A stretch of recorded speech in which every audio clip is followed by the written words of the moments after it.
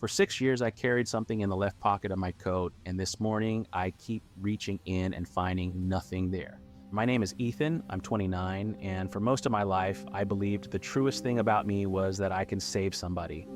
The thing in my pocket was a coin, a small bronze sobriety chip, the kind they give you when you've stayed clean long enough to be trusted with proof of it. It wasn't mine, it was my wife Hannah's. 3 years ago, the drinking and the pills got bad enough that Hannah packed a bag and went to a place upstate for 90 days. I drove home, sat in the quiet apartment, and made myself a promise. I'd build my whole life into something she could lean on. And I did. God, I did. I knew her meeting schedule better than she did. Mondays and Thursdays across town, Saturdays at the church on Vance, on the cold mornings, and that first winter, everything was cold. I'd go down to the lot 10 minutes early, start the car, run the heater, and scrape the windshield down to clean glass because I'd noticed something.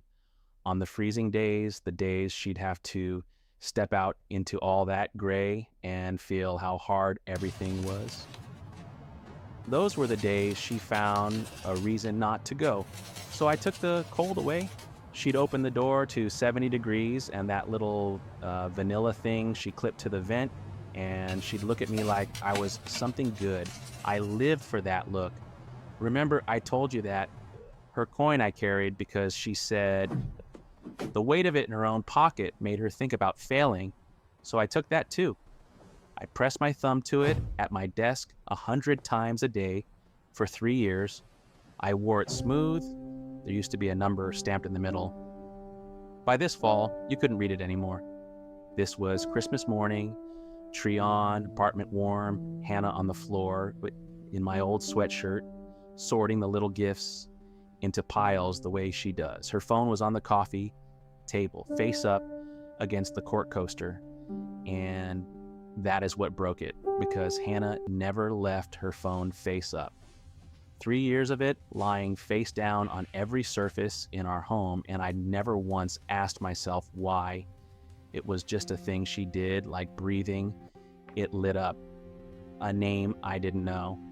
Then a second line from a second name I didn't know. And that second line is the one I still have memorized. It said, "Tell me he didn't see it. Tell me you deleted it in time." I picked the phone up. She was 4 feet away, humming. I'd never gone through her phone in 9 years. But my hand knew the shape of something before my brain caught up. I opened it, and I read, months of it, 2 people she'd met inside.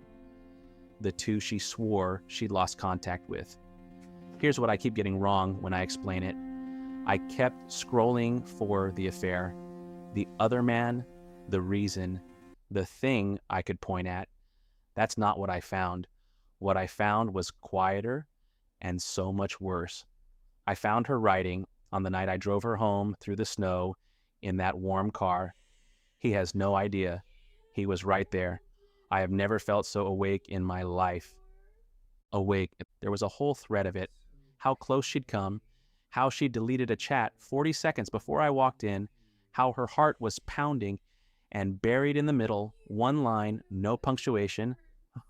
God, I missed this. She hadn't relapsed. I say that and watch people not get it. She never touched a drink. Not once the whole time. She just found something that did the exact same job. I'd spent 3 years guarding the bottle, so fucking proud of how far we'd come, and the whole time I was guarding the wrong thing. I didn't say a word for 2 hours. I'm not proud of that, and it's mine to own. I sat there and let her open her presents while some cold part of me watched her like she was a stranger, because she was. But I have to tell you the other thing, or I'm lying, the way she lied to me. 2 months before this, in a counseling session, she cried, the real kind, the ugly kind. She grabbed my hand and said she was terrified of being nothing but a problem people had to manage for the rest of her life. I believed her then. I believe her now. That was real, and she meant it in the same season she was writing those messages. Both of those women were her. She loved me and she deceived me in the same breath. And I can't make those two facts cancel each other out, no matter how I hold them up. And here's mine, the part that's actually mine. Some of that warm car was never about her. I liked being needed that much. On her strong weeks, the steady ones where she didn't need rescuing, I felt a little useless, a little empty. And if I'm honest, I think I wanted the version of her that was always almost drowning, because that was the version that needed me to be the man I decided I was. I told myself I was carrying her sobriety in my pocket. Maybe I was just carrying proof that I mattered.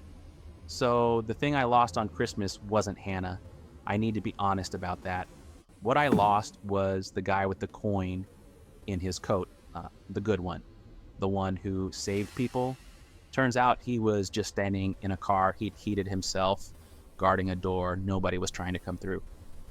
The coin isn't in my coat anymore. The morning I moved out, I set it on the court coaster face up, right where her phone used to sit, not as a message to her. I just couldn't be the one carrying it anymore. So let me ask you something. When someone builds a secret life out of the very rooms that were supposed to save them, does that make it sickness? Or does it just give betrayal somewhere softer to hide? Tell me in the comments. I read everyone.